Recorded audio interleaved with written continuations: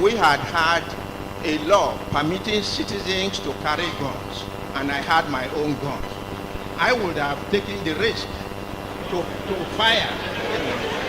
Professor, if we celebrate with you that you didn't take the risk. Maybe you would not be here with us. So we thank God that you didn't take the risk.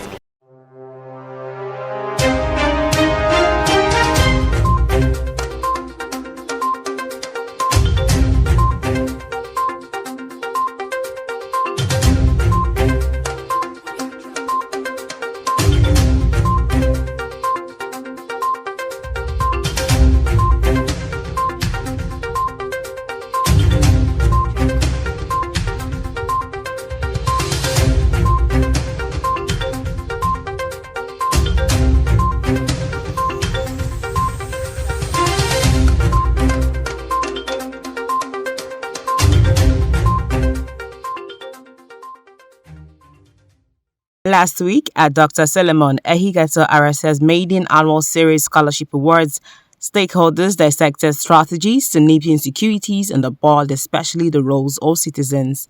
Comprising of traditional rulers, religious leaders, security operatives, academic agents, among others, participants discussed strategies on how to make Edo State and Nigeria a safe and secured place. They took turns to narrate their experiences, preferred solutions, and offered recommendations. I want to say that the issue of insecurity has passed the level of only ends being involved. Under the Neighborhood Watch Committee, coordinate all these various vigilante and then begin to operate under the Commissioner of Police. To congratulate the initiator, Dr. Solomon Ehigato Arase, once again for this very wonderful initiative. And mine is just a single intervention. Already, General Omorege has answered my concern about legal framework, so for citizens' participation. So I will skip that. I'm worried, that appears not much is said about who controls the police. Because that's where the presenter started from. Who controls the police? It appears that it has become given, or maybe an accepted reality that the executive branch, headed by the governor or the president, should control the police. And I think that's where we have been having a lot of problems with the question of whether or not to have a state police system. And even that, down to even community police system. It appears that everybody seems to assume that the governor or president or maybe local government chairman is ordained to control the police. So our fears about having a decentralized police system appear to stem from that. I'm going to be inviting all of us to try to change our mindset away from that conclusion or that impression. All I know is that from a global point of view, even the chief executive of a state or even of the country ought not to control the police. But somehow we have established our own system, looking at the section that the professor quoted, section 215, also section 4. In fact, you take it back to section 3, you will find that there's a prescription that the president shall direct the IG, and the governor shall also direct the commissioner, subject to some provisos. So that's my concern. I think the presenter should, and all of us may begin to think away from this idea that the governor of a state or the president shall come. And if we move away from that impression, then we can begin to accept that we ought to really have a decentralized police system. I'm very happy that my colleagues have spoken of what we have always had in the past, which is that there must be some level of citizens' inclusion. We can strengthen all that by, looking at the legal framework all over again. So that's just my intervention. Let us think away from executive control of police. There is a concept of democratic policing, which actually ensures that the police should be independent in operations. This is a critical moment for this country, and the citizens' involvement in security management in our communities have been taken and given the appropriate attention that it truly deserves. There is a particular issue that is not being discussed, and I hope it's not deliberate. One is it has to do with the welfare of those that we're going to recruit into the security outfit.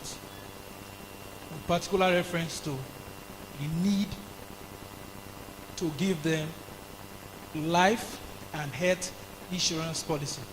We are aware in this state that we have this Edo State health insurance scheme that is ongoing, and it's for me it's an appeal that the committee that is so saddled with this laudable project, in conjunction with the promoter, to liaise with the Edo State government to see how we can have a holistic database of all security outfits in the 3 senatorial districts, so that their welfare can be properly taken care of.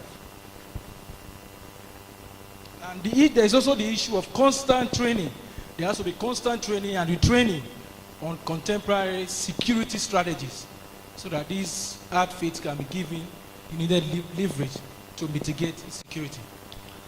I join others, earlier speakers, to thank our leader, IGP Solomon Arase, for bringing together the creme de la creme to discuss security of Edo State and, by extension, Nigeria. We have been discussing the contemporary security situation, but we have not been able to address the current wave of security across the globe, which is also in Nigeria and is coming towards our region. The issue of terrorism is a serious security threat which all the discussions here cannot be able to address. So I think it's high time now we begin to think of the issue of terrorism in Nigeria. Because if we don't begin to discuss it now and think of the local insecurity, time will come when this region will not be comfortable for all of us. Presently, Nigeria is sitting on keg of gunpowder. There's insecurity in the northeast. There's serious insecurity in the northwest, north central, southeast, south-south. Possibly the south-south, means southwest. South-south is the only area that is a bit peaceful now. By the time this insecurity called terrorism sailed down to the south-south, then there will be no Nigeria. So I think part of the things we should discuss is how do we handle the insecurity of terrorism. We are talking about information gathering.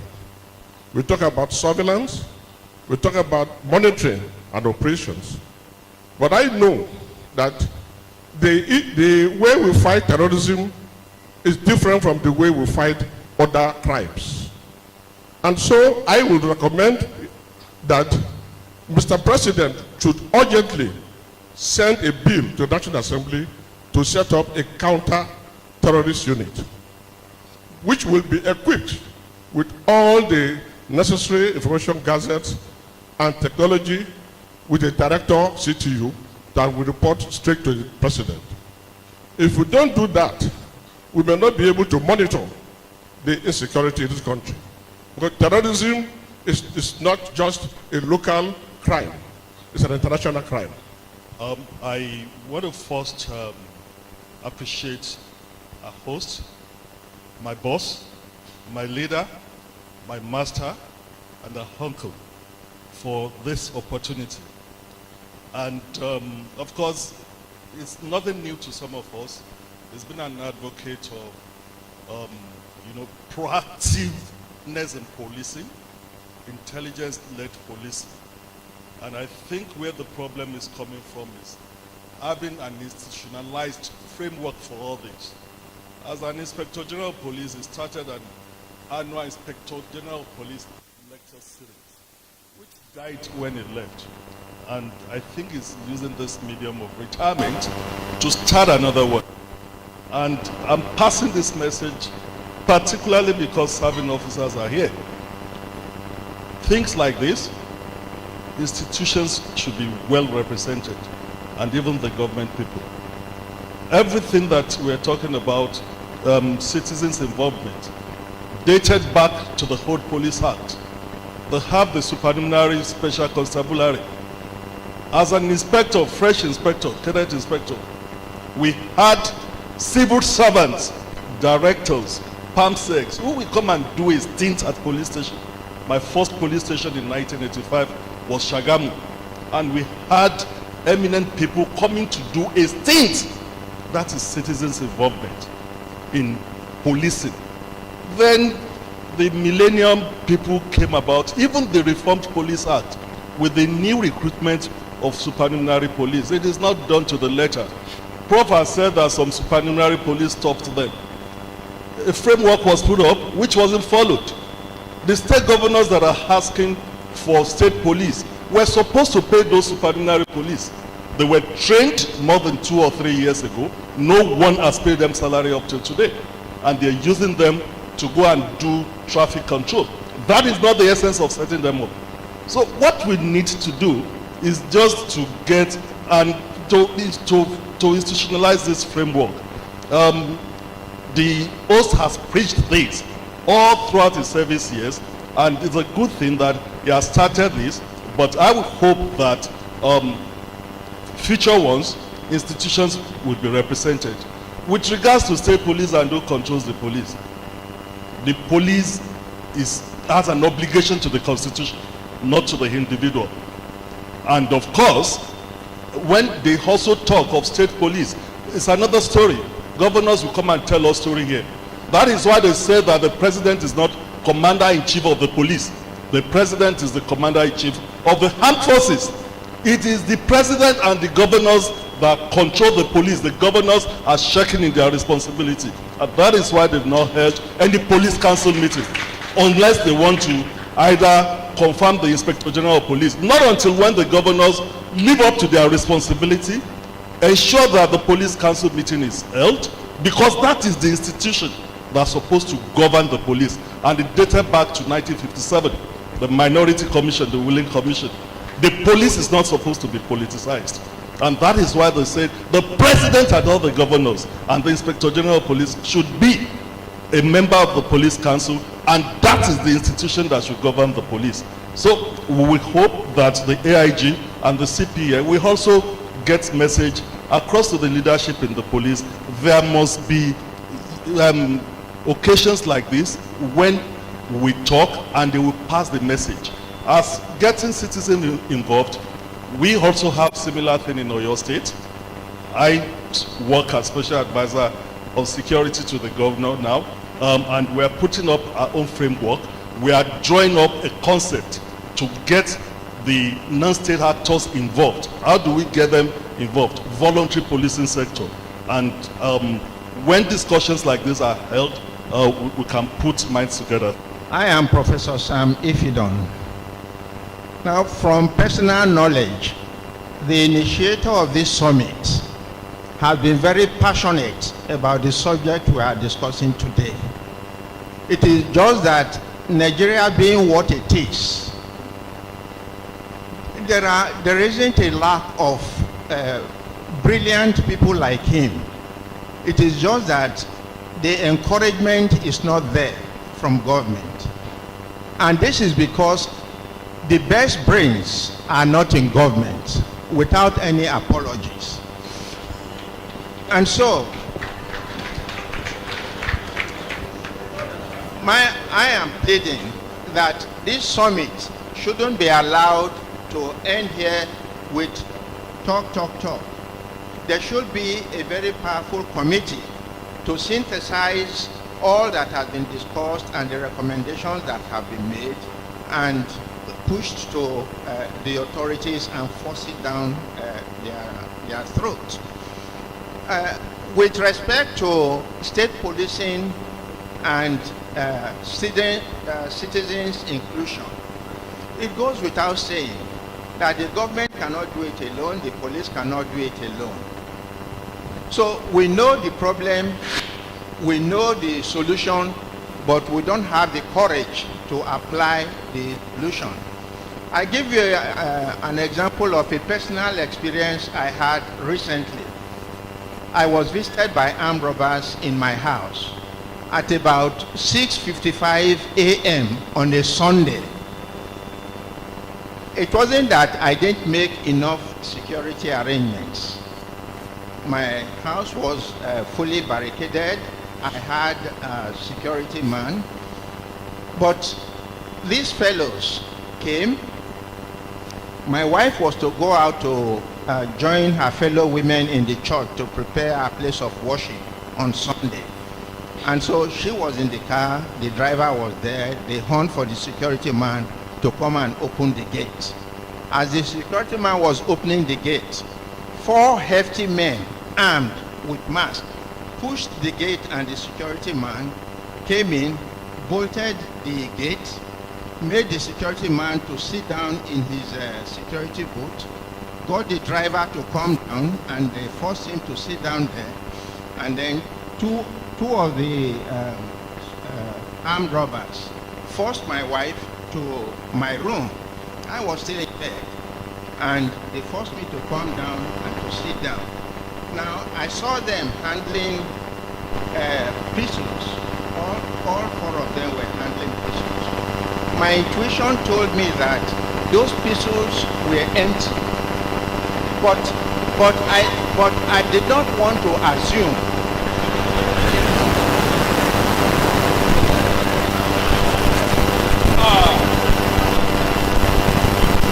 I did not want to assume lest I be shot.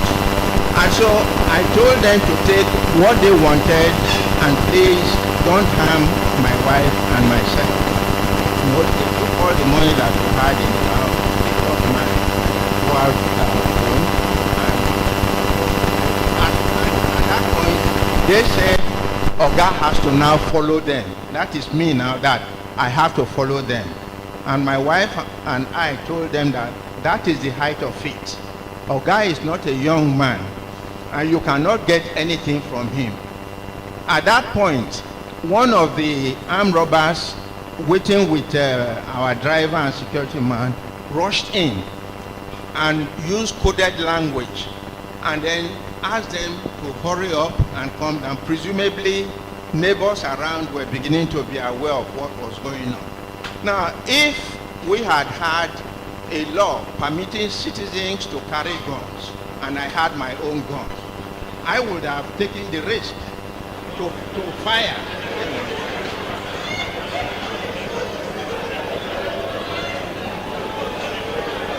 Thank you. So, my second recommendation is that the law forbidding citizens from carrying guns should be reviewed. I think in Edo North, what we have done with Uduma Protection Squad is a clear example of what can be achieved if citizens get together and put their widow's mouth to achieve security for everybody. It is not uhuru for us. It's still work in progress. I'm the secretary of the fundraising committee, and we're still looking for money. So if Edo South and Edo Central can actually look at what we have done, I think Edo State will be a better and safer place for everyone. I also want to say, when I was it's interesting, the moderator of this session talked about local government security. I think in saying that, once we achieve state police, it will now become,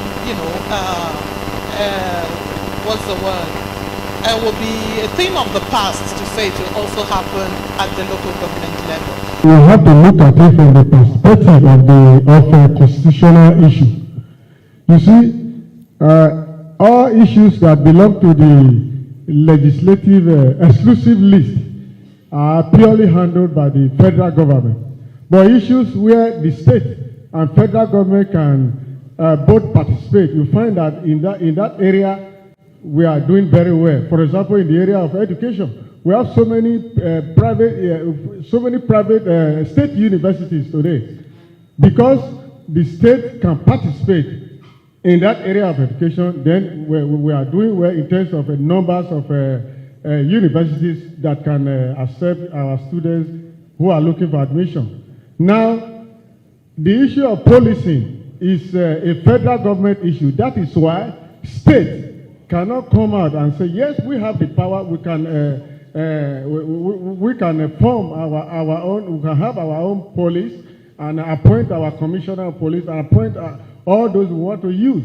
So, since it is a constitutional matter, sir, I will want those at the National Assembly, the politicians, the lawyers, lawmakers, let us look at it from that perspective. It took a local vigilante there to arrest these people when they wanted, the terrain of Akoko Edo, the operator from Igara, passed through Soso, wants to bust up at Makeke, the boys there, they hijacked them. The police need to work with these people. With due respect to, I'm happy I'm seeing the AIG, I'm happy I'm seeing the commissioner. All that will be said here, to what extent, how will be, I expected a forum like this. The area commanders should be invited. They should listen, because this is more like we are the public, a public place, and they should hear us talk. The area commanders, the DPOs, because if the AID lives here today, I don't know how he's going to get somebody to tell them. The commissioner will pass instruction to certain person, and this information, the way it will go, most of them will not take it seriously. The civilians can work with the police if only and only if the police will be there and they are going to cooperate. Thank you very much. I think that we can do much, use the locals. I think that we need to sensitize people, and the DPOs of each local should be encouraged to hold meetings with the hunters, hold meetings with villagers and the rest. And of course, like one of the discussants said, all the year in Benin, most of these monarchs that they have relocated to Benin, they should be chased back to the village, or give the position to Maui in the village and prepare to help us. The Fulanis that are ravaging us today, or those who are embarrassing us, they are encouraged by these people. Please, they should go back and help us to prepare.